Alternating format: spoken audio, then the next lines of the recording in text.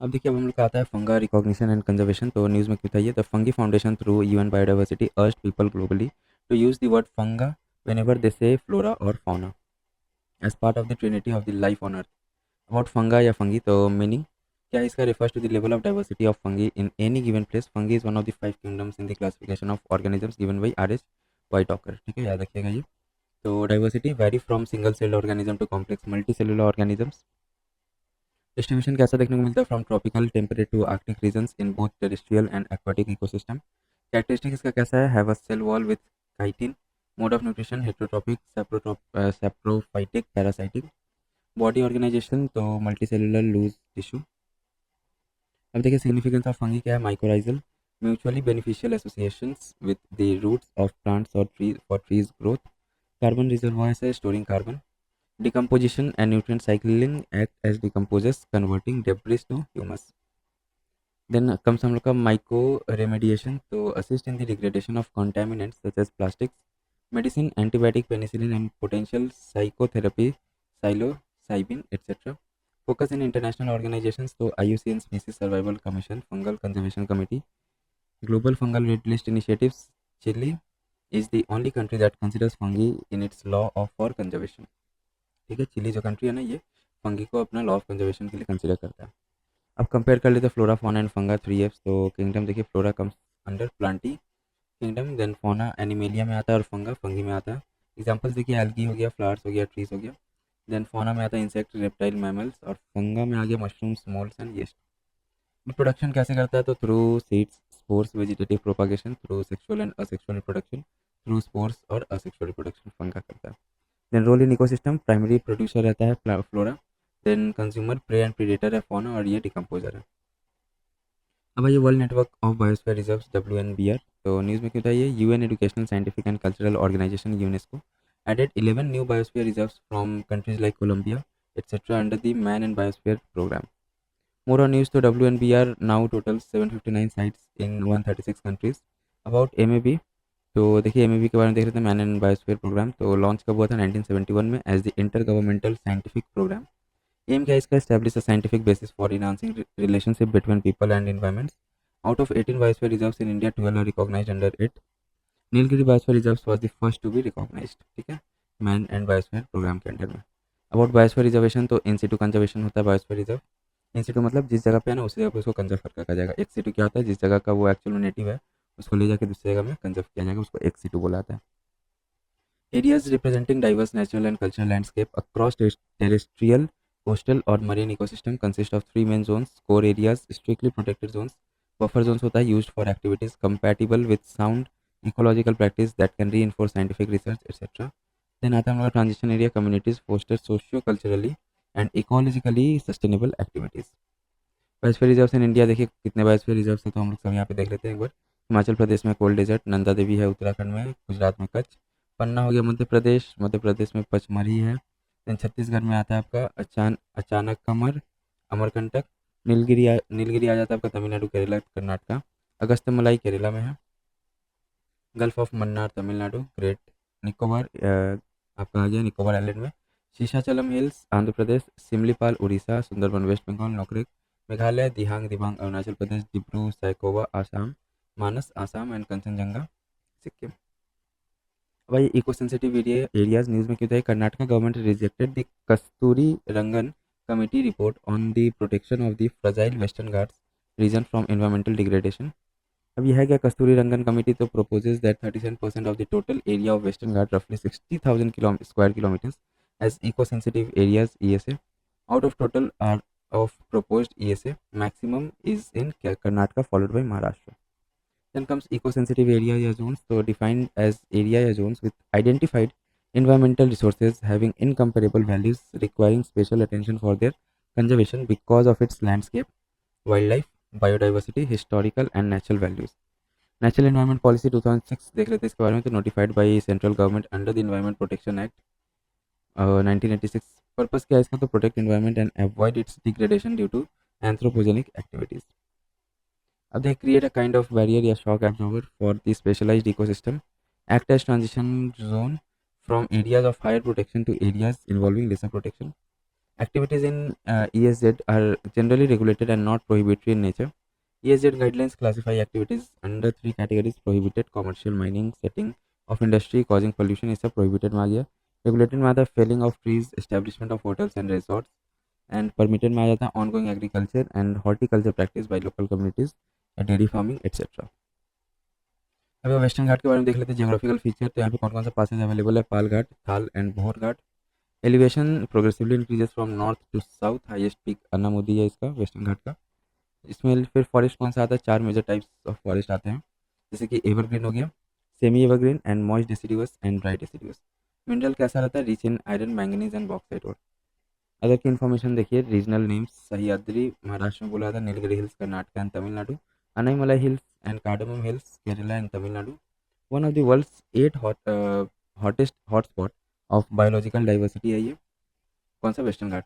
Cover 6% of land area of India with more than 30% of all plants, fish, herpetofauna, bird and mammal species found in India.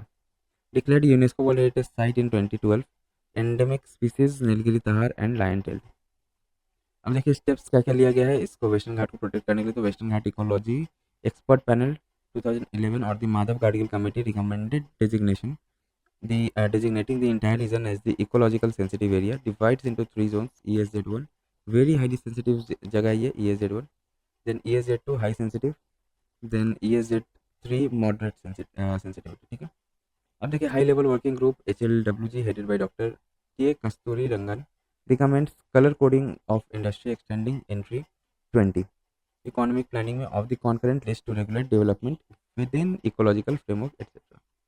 Sixth iteration of a draft notification of Western Ghat eco-sensitive area declaring 56,825.7 square kilometer of the Western Ghat and ecologically sensitive area by central government.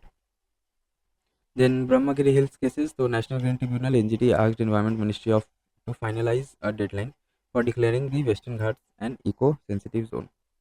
अब देखिए हम लोग other related news है कुछ वो देख लेते हैं. तो inter governmental platform on biodiversity and ecosystem services IPBES won Blue Planet Prize for 2024 that is awarded annually by Japan based Asahi Glass Foundation.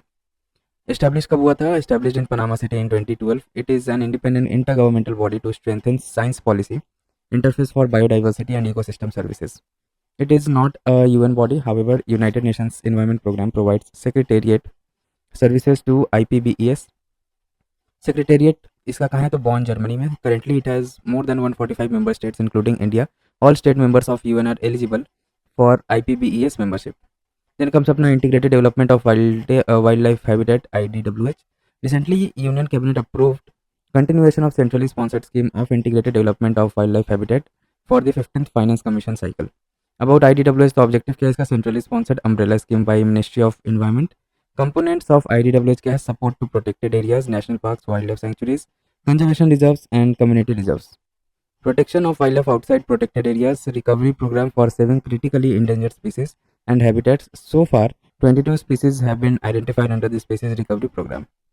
Then देखिए सब scheme under IDWH project tiger 1973, project dolphin and project lion and project elephant 1992. अब देखिए people's biodiversity register PBR. तो देखिए Thazhakara panchayat in Kerala recently publish their updated PBR people's biodiversity register. About PBR क्या? तो एक statutory recognition है the biological diversity act 2002 biodiversity management committee to prepare PBR in consultation with local peoples. Purpose क्या है इसका? To document and safeguard bio resources and associated knowledge. Information in PBR क्या क्या रहता है? तो availability and knowledge of local biological resources, their medicinal और any other use, any other traditional knowledge associated with them. Relevance क्या है इसका? तो supports claim of local ownership of biodiversity and traditional knowledge, helps sustainable resource management. अब देखिए environmental performance index EPI 2024. Recently EPI 2024 has been published by the Yale Center for Environmental Law and Policy. About EPI 2024 using 58 performance indicators across 11 issue categories. EPI ranks 180 countries on climate change performance, environmental health and ecosystem vitality. Estonia tops the list. इसमें Estonia top पे है. Then comes India related findings. So India has been ranked 176 in 2022. India surpassed China as the world's largest emitter of anthropogenic SO2. Then comes अपना Nature Conservation Index NCI. The Nature Conservation Index 2024 was released by Goldman Sonnenfeld school of sustainability and climate change. अभी NCI है क्या, तो India's rank इसमें 176 out of 180 countries. It evaluates conservation efforts using 4 markers: land management, threat to biodiversity capacity and governance and future trends. Then देखिए camels. UN declared 2024 as International Year of Camelid, member of camel family, to build awareness of untapped potential of camelids। ठीक है, camel के बारे में देख लेते हैं। Camel are found in Africa and Asia. Types कैसा ये, तो ड्रोमेडरी है और Arabian camel single bum hump रहता है, एंड बैक्टीरियन कैमल में 2 हम्प्स रहता है। Domesticated by people, mammals herbivorous है ये। Survive in hot condition, drought animal है ये। कैमल्स इन इंडिया, कौन कौन सा कैमल पाया जाता है इंडिया में, तो स्टेट एनिमल ऑफ राजस्थान है। Kharai camel swing long distances, swim कर लेता है ये लोग। Kharai camel 3 kilometre at a time in sea to eat mangroves, found in Kutch Gujarat. Bactrian camel are found in Ladakh Nubra valley. Dromedaries camel are found in hot desert Rajasthan Gujarat. Other types of camelids llama, alpaca, guanaco and vicuna etcetera. Forest देखिए तो unread, news में क्या था, United nation, अन मतलब UN है, UN REDD, United Nation programme on reducing emission from deforestation and forest degradation, UN REDD report title raising ambition accelerating action towards enhanced nationally determined contribution for forest has been launched. Key findings क्या है इसका report का, तो only 8 of the top 20 countries with highest rate of tropical deforestation have quantified targets on forest in nationally determined contributions NDC plan. 11 of the NDC contains quantified targets relating to afforestation and reforestation mitigating climate change requires reducing deforestation first. About UN REDD, तो देखिए flagship UN knowledge and advisory programme है on forest and climate के ऊपर, with focus on advancing the Paris agreement. It is the largest international provider of REDD plus assistance. Genesis कब form हुआ था, it was launch in 2008 and builds on the technical expertise of Food and Agriculture Organization FAO, United Nations Development Program, United Nations Environment Program। Partner countries कौन कौन से है, तो 65 है including India. अब देखिए about REDD plus, the framework is commonly refer to as the Warsaw framework for REDD plus या WFR। Warsaw frame for REDD हो गया ये। Adopted at 19th session of the conference of parties COP19 to the UNFCCC in 2013। Then RED Plus goes beyond simply deforestation and forest degradation and includes the role of conservation, sustainable management of forest and enhancement of forest carbon stocks।